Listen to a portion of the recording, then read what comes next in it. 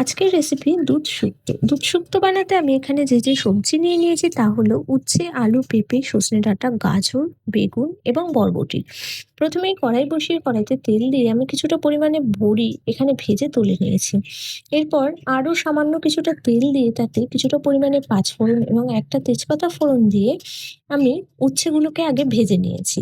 উচ্ছে ভাজা হয়ে গেলে তাতে আলু এবং পরপর সব সবজিগুলো দিয়ে সেগুলোকে কিছুক্ষণ ভেজে নিয়ে তাতে পরিমাণ মতন লবণ এবং পরিমাণ মতন চিনি দিয়ে কিছুক্ষণ ভেজে নিয়ে তাতে সামান্য পরিমাণে জল দিয়ে দিয়েছি। জল দিয়ে ঢাকনা দিয়ে আমরা সবজিগুলোকে 80% মতন সেদ্ধ করে নেব।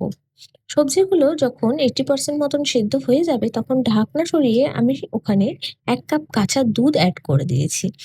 কাঁচা দুধটা দিয়ে বেশ কিছুক্ষণ নাড়াচাড়া করে তাতে দিয়ে দিয়েছি ভেজে রাখা বড়িগুলো।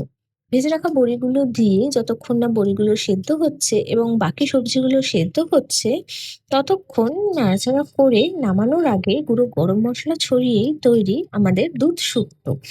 খুবই সিম্পল একটা রেসিপি, কোনো মশলা ছাড়াই খেতে দুর্দান্ত স্বাদ লাগে এবং আপনারা চাইলে একটু ঘি অ্যাড করতে পারেন, তাতে স্বাদটা আরো দ্বিগুণ বেড়ে যাবে। কেমন লাগলো রেসিপিটা অবশ্যই জানাবেন।